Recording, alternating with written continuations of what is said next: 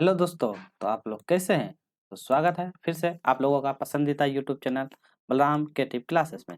तो आज के इस क्लास में हम लोग देखने वाले हैं झारखंड उत्पाद सिपाही जो आपका एक्साइज पुलिस का बनता है। तो जो कोई भी झारखंड उत्पाद सिपाही का दावर वगैरह क्वालिफाई कर लिए तो उनका जो एग्जाम बाकी है, तो उन लोगों के लिए आज का प्रैक्टिस बहुत इंपॉर्टेंट है। या अन्य आप किसी भी झारखंड मतलब झारखंड छोड़कर अन्य किसी की भी तैयारी करते हैं या झारखंड के जेल का तैयारी करते हैं, अन्य किसी चीज झारखंड पुलिस का तैयारी कर रहे हैं, तो उनके लिए भी ये वाला झारखंड जीके का प्रैक्टिस सेट आपका काम आएगा। तो आज का प्रैक्टिस सेट करेंगे 22, जिसमें से हम देखेंगे बहुत से इंपॉर्टेंट क्वेश्चन का लेवल जो आपको एग्जाम को सिर्फ टारगेट करके बनाया गया है, और यही लेवल आपका क्वेश्चन में भी रहेगी। ठीक है, चलिए चलिए, ज़्यादा लेट नहीं करते, ज़्यादा टाइम भी वेस्ट नहीं करते, तो मज़ेदार क्वेश्चन के साथ बढ़ते हैं और यहाँ पे अन्य सभी एग्जामों के लिए उपयोगी रहेगा। तो जो टॉपिक 40 मतलब एमसीक्यू क्वेश्चन करने वाले हैं। चलिए, तो पहला प्रश्न हम लोग बताइएगा, किन राज्यों में 1959 में सर्वप्रथम पंचायती राज लागू किया गया था? सर्वप्रथम पंचायती राज लागू किया गया था राजस्थान और आंध्र प्रदेश में, राजस्थान और कर्नाटक में, आंध्र प्रदेश और गुजरात में, तमिलनाडु और राजस्थान में।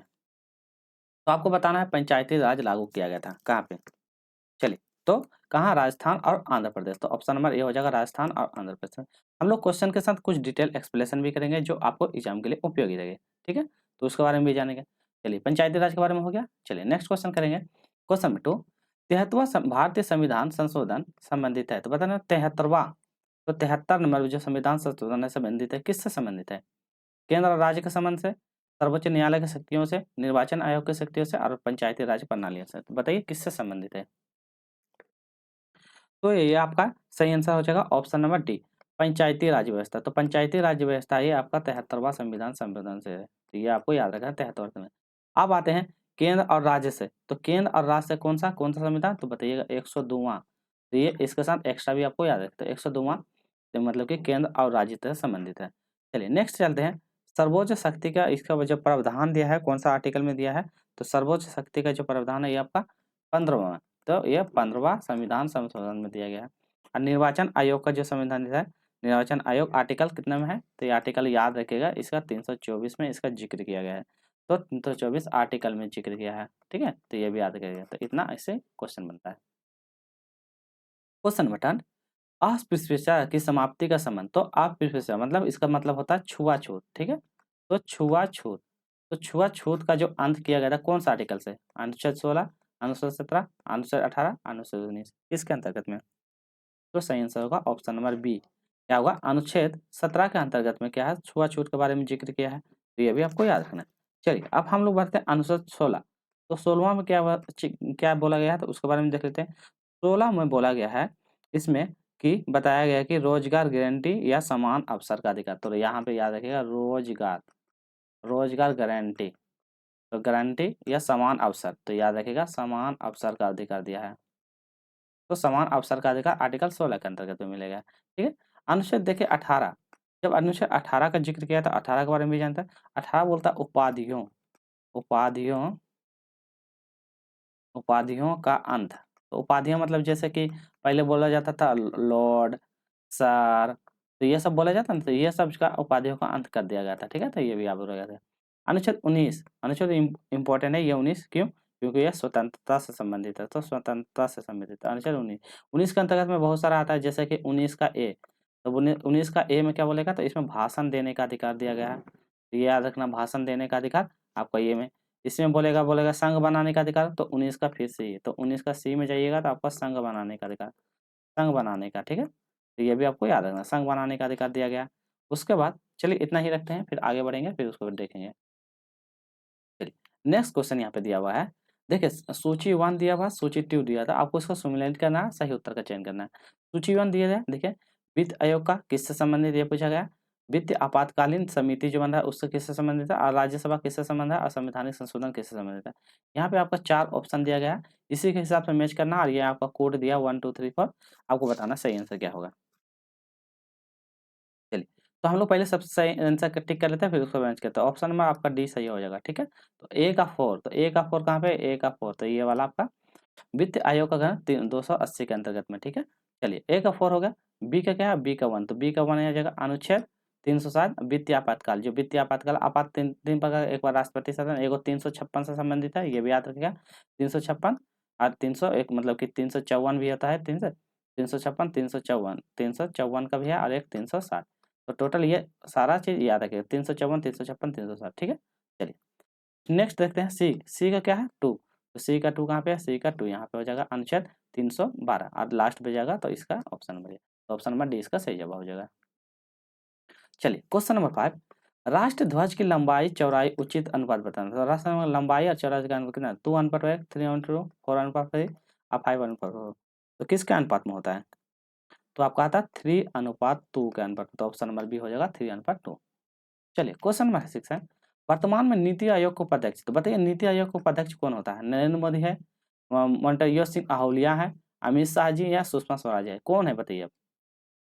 तो नीति आयोग का वर्तमान अध्यक्ष नरेंद्र मोदी, इसका अध्यक्ष हमेशा जो होता है यह प्रधानमंत्री ही होता है, तो ये भी आपको नीति आयोग का अध्यक्ष हमेशा प्रधानमंत्री भी होता है, तो यही होता है, इंपॉर्टेंट है। नीति आयोग आया कब था, पहले इसका पुराना नाम क्या था, योजना आयोग, तो ये याद रखिए योजना आयोग,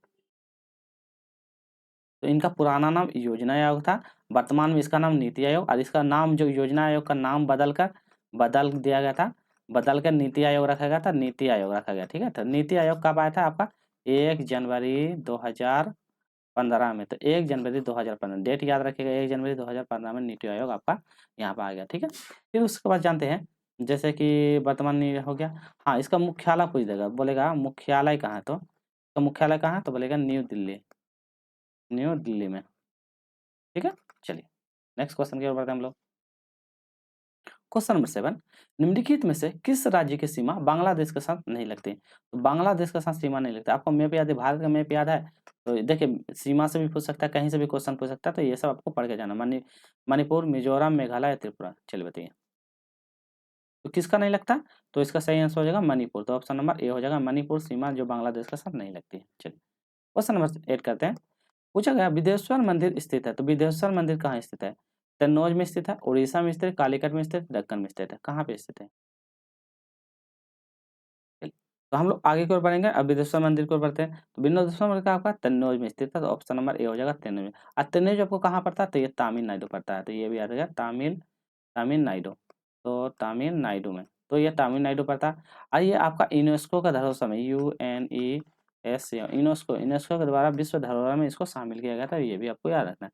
और यहाँ किसका कौन सा भगवान का है, तो यहाँ पे आपका शिव भगवान का है, तो याद रखा शिव भगवान। ठीक है, तो शिव भगवान का यहाँ पे मंदिर है कन्नौज में, ये वाला स्थित है। चलिए इतना हो गया। अब उसके बाद देखते हैं उड़ीसा, उड़ीसा में आपको तो याद होगा जगन्नाथ मंदिर, JAGAN जगन्नाथ। ठीक है, तो जगन्नाथ मंदिर आपका उड़ीसा में स्थित है। ठीक है, चलिए आगे की ओर बढ़ते हैं, क्वेश्चन नंबर 9, निम्न में से कौन सा सुमेलित आपको सही सुमेलित करना है। पहला लॉर्ड कॉर्नवालिस अस्थायी बंदोबस्त, लॉर्ड विलियम बेंटिंक विलय नीति लाया था, यहाँ पे डेट दिया हुआ है, लॉर्ड कैनिंग सती प्रथा का अंत किया था, और ऑप्शन में डी बोलता है लॉर्ड डलहौजी सहायक संधि लाया था। आपको बताना है इसमें से सुमेलित करना है, कौन सा सही सुमेलित है ये बताना है आपको। चलिए तो सही आंसर क्यों हम बताएं, तो इसका सही आंसर हो जाएगा लॉर्ड डलहौजी, कौन लाएगा सहायक संधि, तो ऑप्शन नंबर डी हो जाएगा लॉर्ड डलहौजी सहायक संधि, तो ऑप्शन नंबर डी ये सही हो जाएगा। बाकी इसमें सुमेलित कौन सा सुमेलित पूछा है, तो ऑप्शन नंबर इसका डी सही हो जाएगा। चलिए आप सारा चीज देखते हैं, तो एक लाइन बाय लाइन देखते हैं। पहले लॉर्ड विलियम बेंटिक, तो लॉर्ड विलियम बेंटिक के द्वारा क्या लाया था, लॉर्ड विलियम बेंटिक विलय नीति नहीं लाया था, लॉर्ड विलियम बेंटिक के द्वारा सती प्रथा लाया गया था, सती प्रथा। ठीक है, तो याद आया था, यहाँ पे क्या पूछा विलय नीति लाया गया था, पर ये विलय नीति नहीं लाया, लॉर्ड विलियम बेंटिक सती प्रथा किसके द्वारा, राजा राम मोहन के साथ मिलकर, राजा राम मोहन के साथ राम मोहन के साथ मिलकर। ठीक है, कब लाया था, ये आपका 1829 में, तो डेट भी आपको याद रखना 1829 में राजा राम मोहन के साथ मिल गए। चलिए आप जानते हैं जैसे लॉर्ड डलहौजी, डलहौजी तो था, डलहौजी तो अच्छा डलहौजी का तो जिक्र हो गया। चलिए इसका हाँ इसके बारे में जिक्र करते हैं, लॉर्ड विलियम बेंटिक हो गया, चलिए लॉर्ड विलियम हो गया। उसके बाद डलहौजी के द्वारा और भी एक नीति लाया था, डलहौजी के द्वारा विलय नीति लाया गया था, कौन सा विलय नीति, डलहौजी के द्वारा विलय नीति लाया गया था, डलहौजी के द्वारा। एक मिनट यहाँ पे थोड़ा सा क्वेश्चन को गलत हो गया है, एक मिनट इसको सुधार करते रहे। देखिए इसमें से पूछा है मतलब कि सही पूछा है, तो ये वाला ऑप्शन नंबर डी जो है ना ये भी गलत है। ठीक है, यहाँ तो लॉर्ड डलहौजी के द्वारा सहायक संधि नहीं लाया गया था, तो ये भी गलत है, तो आपका आंसर ऑप्शन नंबर ए होगा, क्या लॉर्ड कॉर्नवालिस के द्वारा अस्थायी बंदोबस्त सहायक संधि लाया गया था, ऑप्शन नंबर ए हो जाएगा, क्या हो जाएगा लॉर्ड कॉर्नवालिस के द्वारा अस्थायी संधि। लॉर्ड डलहौजी के द्वारा जो है विलय नीति, इसी को बोलता है हड़प नीति। ठीक है, डलहौजी के द्वारा हड़प नीति लाया गया था, हड़प नीति या इसी को बोलता है विलय नीति। ठीक है, विलय नीति जो होता है डलहौजी के द्वारा लाया गया था। तो ये भी गलत हो जाएगा, ये भी गलत है, ये भी गलत है। तो इतना हो गया। चलिए, विलियम बेंटिंक हो गया। लॉर्ड कैनिंग, कैनिंग के द्वारा देखिए सती प्रथा के बारे में तो विलियम बेंटिंक लाया था, ये भी क्लियर हो गया। चलिए अब आगे की ओर बढ़ते हैं। यहाँ तो हो गया सारा क्लियर हो गया। चलिए नेक्स्ट और बढ़ते हैं। लॉर्ड विलियम बेंटिंक के द्वारा सती प्रथा हो गया। चलिए आगे के लिए चलते हैं हम लोग। क्वेश्चन नंबर 10, अमेरिका को नागासाकी में परमाणु बम गिरा। तो अमेरिका ने नागासाकी में परमाणु बम किया था, कब गिराया था? 6 अगस्त 1945, 9 अगस्त 1945, 7 अगस्त 1944, 15 अगस्त 1943, बताइए। तो देखिए अमेरिका के द्वारा 2 बार बम गिराया गया था। तो नागासाकी ये आपका कहाँ पड़ता है? जापान। तो जापान में पड़ता है। तो यहाँ पे 2 बार बम गिरा, पहला बार गिराया था ये, फर्स्ट बार जो गिराया था ये, और दूसरा बार गिराया था ये वाला में, ठीक है। तो ये बोला नागासाकी, तो नागासाकी में ये वाला आंसर हो जाएगा ऑप्शन में भी। तो 9 अगस्त मतलब 1945, और 3 दिन बाद जस्ट पहला गिराया था इतना में, नागासाकी और हिरोशिमा। तो ये आएगा हिरोशिमा। बोलेगा हिरोशिमा में कहाँ गिराया था? 6 अगस्त को गिराया था, और नागासाकी में 9 अगस्त को। चलिए क्वेश्चन नंबर 11, बाल कल्याण से संबंधित अंतर्राष्ट्रीय संस्था। तो बाल कल्याण के लिए कौन सा अंतर्राष्ट्रीय संस्था है, ये पूछा गया है। ILO है, WHO है, यूनिसेफ है, या FAO है। इसको हम शॉर्ट फॉर्म में यहाँ सबको लिख दे रहे हैं, ठीक है। तो यहाँ पे ILO है, WHO है, वर्ल्ड हेल्थ ऑर्गेनाइजेशन, और यूनिसेफ UNICEF, यूनिसेफ हो गया, और एक हो जाएगा FAO। चलिए अब बताइए कौन कौन सा इसका सही हो जाएगा। चलिए पहले सही आंसर हो जाएगा यूनिसेफ। तो यूनिसेफ जो होता है ये बच्चों के देखभाल, बच्चों के स्वास्थ्य के लिए ये काम करता है। अब हम जानते हैं ILO क्या है। तो ILO जो है इंटरनेशनल लेवल सब मतलब कि श्रम संगठन। तो क्या हो जाएगा, याद रखिएगा, श्रम संगठन। तो श्रम संगठन ILO है, जो क्या कहता है, श्रमिकों को क्या है, रोजगार देने का काम करता है, रोजगार का गारंटी देने का अधिकार का काम करता है, ठीक है। चलिए अब देखते हैं WHO, डब्ल्यू हेल्थ, हेल्थ मतलब हेल्थ ऑर्गेनाइजेशन, ये स्वास्थ्य से संबंधित। तो ये भी स्वास्थ्य, तो स्वास्थ्य संबंधी जो हेल्थ ऑर्गेनाइजेशन है, तो ये आपको मतलब विश्व स्वास्थ्य संगठन ये काम करता है। FAO क्या कहते हैं, ये फूड कॉर्पोरेशन है, फूड पे नियंत्रण मतलब कि खाद्य जो खाद्य सुरक्षा आता है, खाद्य की सुरक्षा पर नियंत्रण, खाद्य की सुरक्षा पर नियंत्रण। तो सुरक्षा का नियंत्रण करने का काम इसका होता है। देखिए आप आंसर मत जानिए, क्वेश्चन का साथ डिलीट पढ़िएगा तो आपको एग्जाम में आने का पूरा संभावना होता है। वर्तमान में अंगोस्पर स्थित है कहाँ? कंबोडिया में, श्रीलंका में, चीन में, या म्यांमार में, कहाँ पे स्थित है? चलिए तो हम लोग सही आंसर को बताए। कंबोडिया आपका कहाँ मतलब कंबोडिया में स्थित है। तो अंकोस्पर का मंदिर कंबोडिया में स्थित है। ये किसके लिए है? भगवान विष्णु के लिए। तो याद रखिए विष्णु, तो भगवान विष्णु के लिए कंबोडिया में स्थित है, ये भगवान विष्णु के लिए। और ये भी द्वारा क्या है, यूनेस्को के द्वारा, यूनेस्को, तो यूनेस्को के द्वारा विश्व धरोहर में इनको शामिल किया गया है। क्वेश्चन नंबर 13, निम्नलिखित में से कौन सा जोड़ा गलत पूछा गया है? London Thames, Paris डेन्यू, New York Mississippi, Delhi Yamuna. अब बताना कौन सा गलत है। एक गलत है, बाकी सब सही है। तो आपको गलत इसको चूज करके बताना है कौन सा गलत है इसमें। चलिए तो न्यूयॉर्क, न्यूयॉर्क मिसिसिपी, तो ऑप्शन नंबर सी गलत हो जाएगा। क्यों? देखें न्यूयॉर्क में कौन सी नदी बहती है? न्यूयॉर्क में हडसन नदी बनती है। कौन सा? हडसन नदी, हडसन नदी। तो कौन सा? न्यूयॉर्क में हडसन नदी बहती है, ऑप्शन नंबर। बाकी लंदन में थेम्स नदी सही है, पेरिस में डेन्यू भी सही है, और दिल्ली में यमुना नदी। तो ऑप्शन नंबर सी सही होगा। चलिए नेक्स्ट है, वायु की गति सामान्य किस यंत्र से मापते हैं? उसे क्या कहते हैं? जिस यंत्र से हम मापते हैं उसको क्या कहते हैं? विंडोवेन कहते हैं, स्पीडोमीटर कहते हैं, बैरोमीटर कहते हैं, एमिनोमीटर कहते हैं। क्या कहते हैं हम? वायु की गति जो नापते हैं उसको कहते हैं एमिनोमीटर। तो ऑप्शन नंबर डी हो जाएगा एमिनोमीटर। क्वेश्चन नंबर 15, कोयले का सर्वाधिक उपभोग होता था कहाँ पे होता है? ऊर्जा के उत्पादन में, लोहा इस्पात करने में, रेलवे में करते हैं, या वाष्पीकरण जहाज मतलब वाष्प जहाज में, किस में करते हैं हम लोग कोयला का इस्तेमाल ज़्यादा? तो कोयला का इस्तेमाल ऊर्जा को बिजली के उत्पादन करने में करते हैं। अब जैसे कोयला का जिक्र हुआ था, कोयला में क्या 4 प्रकार का होता है। तो कोयला में 4 प्रकार का होता है। पहला होता है कोयला जो एंथ्रासाइट, इसको बोलते हैं एंथ्रेसाइट। एंथ्रेसाइट का कोयला जो होता है बहुत सबसे इंपॉर्टेंट होता है एंथ्रेसाइट, जिसमें से 80 से लेकर 90% ये पाया जाता है, ठीक है। चलिए दूसरा हो जो होता है दूसरा होता है उसको बोलते हैं बिटुमिन, बिटुमिन। दूसरा जो होता है आपका बिटुमिन होता है। बिटुमिन कितना होता है? ये आपका मतलब मतलब 70 से लेके 80 के बीच में होता है, 70 से लेकर 80 के बीच में होता है। थर्ड में जो आता है बिटुमिन के बाद आता है एक मतलब लिग्नाइट, लिग्नाइट, लिग्नाइट। एक लिग्नाइट नामक कोयला होता है जिसमें कि 35 से लेके 60% इसके बीच में पाया जाता है, ठीक है। और एक होता है पीट, पीट जो होता है सबसे खराब होता है जिसमें 25 से लेके 40 या 35, मतलब 35 के बीच में ही पाया जाता है, तो ये भी आपको याद रखना है। चलिए क्वेश्चन नंबर 16, कौन सा देश सार्क सदस्य नहीं है? अफगानिस्तान, म्यांमार, मालदीव या भूटान। तो कौन सा नहीं है पूछा गया है। चलिए, तो सार्क मतलब कौन वाला है, तो इसका सही आंसर हो जाएगा ऑप्शन नंबर बी, म्यांमार। तो ऑप्शन नंबर बी हो जाएगा म्यांमार। म्यांमार ने सार्क में कितना 8 देश है। कौन कौन सा, जैसे पाकिस्तान हो गया, अफगानिस्तान हो गया, इंडिया हो गया, ठीक है, फिर मालदीव दे दिया, भूटान दे दिया, और अफगानिस्तान तो हो गया, ये सब श्रीलंका हो गया। तो ये सब श्रीलंका हो गया, भूटान हो गया, टोटल 8, 1 2 3 4 5 6 7 8, तो 8 हो जाएगा, याद रखिएगा आप लोग। चलिए नेक्स्ट क्वेश्चन है, निम्नलिखित में कौन सबसे लंबी नदी, तो बताइए। गोदावरी, महावरी, कृष्णा, कावेरी। कौन सी नदी सबसे लंबी है? आपका हो जाएगा गोदावरी नदी, जो क्या प्रायद्वीप भारत की, प्रायद्वीप भारत की। तो प्रायद्वीप भारत की सबसे लंबी नदी आपका कौन सा, गोदावरी नदी। तो ये भी आपको कितना किलोमीटर था, याद रखें 1400 मतलब 65 किलोमीटर। तो ये याद रखें इतनी किलोमीटर लंबी है। क्वेश्चन नंबर 10, आईपीएल, आईपीएल किस खेल से संबंधित बताइए। Football, hockey, cricket, basketball. आप तो ये देख में होंगे, आईपीएल क्रिकेट से संबंधित है, हर बार सट्टा लगता है। क्वेश्चन नंबर 19, भारत में एशियाई खेल प्रतियोगिता कहाँ आयोजित किया गया था? कोलकाता में, दिल्ली में, चेन्नई में, मुंबई में। बताइए कहाँ पे आयोजित किया गया था? तो आपका न्यू दिल्ली, मतलब नई दिल्ली में आयोजित किया गया था। क्वेश्चन नंबर 20, भारत का राष्ट्रीय खेल बताइए। Hockey, basketball, volleyball, badminton. तो आपका हो जाएगा हॉकी। क्वेश्चन नंबर 21, किसके द्वारा वायु प्रदूषण पे नहीं होता, मतलब किसके द्वारा वायुमंडल प्रदूषण नहीं होता? हाइड्रोजन के द्वारा, carbon monoxide, sulphur dioxide, carbon dioxide. तो आपका हाइड्रोजन सही जवाब है, हाइड्रोजन के द्वारा वायु प्रदूषण नहीं होता है। क्वेश्चन नंबर 22, जलीय प्रदूषण में कौन सा कारक प्रमुख होता है? जल प्रदूषण में कौन सा कारक, धुआं, औद्योगिक रसायन, अमोनिया या साबुन। तो कौन सा कारक सबसे प्रमुख होता है, ये पूछा गया है।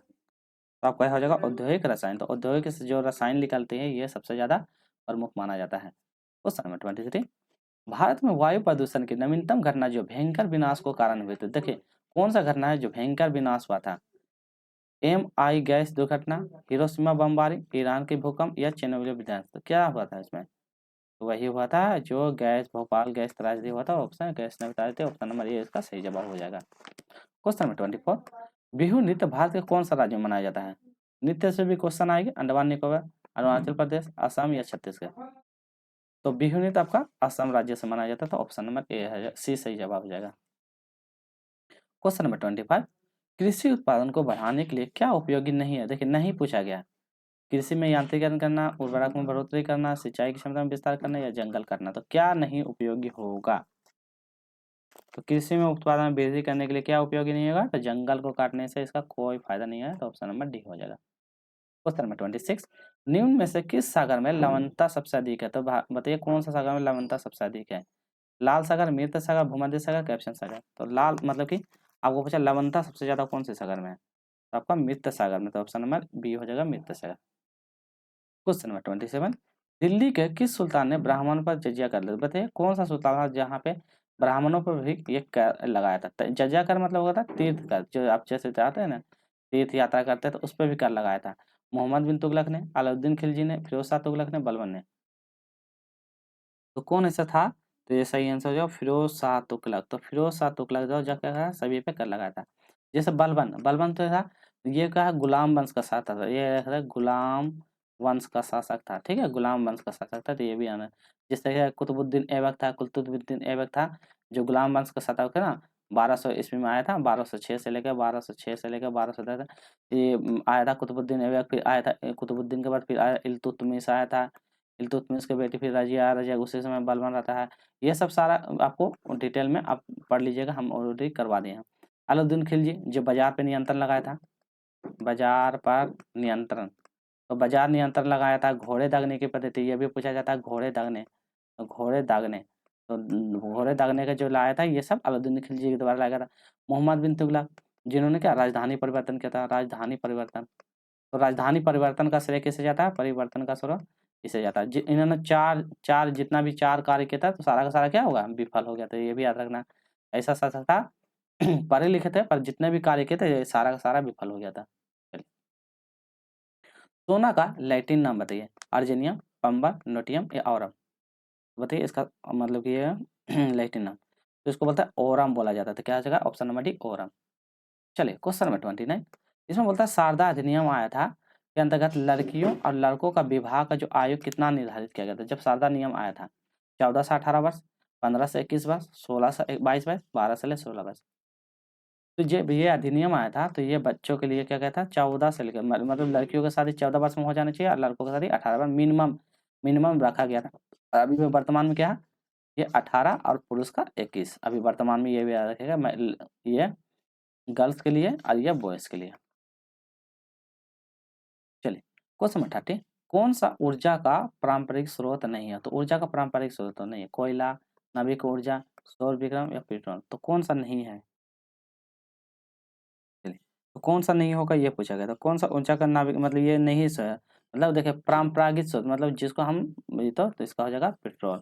तब पारंपरिक स्रोत ई ऑप्शन नंबर इसका बी हो जाएगा। नाभिक ऊर्जा जो है विद्युत से पारंपरिक स्रोत के अंतर्गत नहीं आता। ठीक है, चलिए क्वेश्चन नंबर 31, एकत्रित वर्षा जल जो 30 से लेकर 40 मिनट के बाद पीने योग्य नहीं होता। तो 30 से 40 मिनट यदि जल का पानी गिरा है 30 से 40 मिनट हो जाने के बाद आपको उसको पीने के योग्य नहीं होता। क्यों? उसमें जीवाणु धूल होते इसलिए, उसमें विषैले रसायन होते इसलिए, उसमें खनिज नहीं होते इसलिए, इससे अम्ल होते इसलिए। बताइए तो क्या होगा? उसमें जीवाणु और धूल आ जाते हैं, मतलब आपको उससे पहले यूज कर सकते हैं परंतु 30 से 40 मिनट के बाद इस्तेमाल नहीं कर सकते हैं। नेक्स्ट है टाइलिन नामक एंजाइम किस में पाया जाता है? जठर रस में, अग्नाशय रस में, लाल रस में या पीत रस में? वीडियो अच्छी लगी तो प्लीज़ लाइक से सब्सक्राइब जरूर कीजिएगा। तो आपको बताना है कि ये वाला रस कहाँ पाया जाता है। चलिए तो हम लोग आगे की ओर बढ़ेंगे। ये आपका टाइलिन जो होता है आपका लार रस में पाया जाता है। क्या?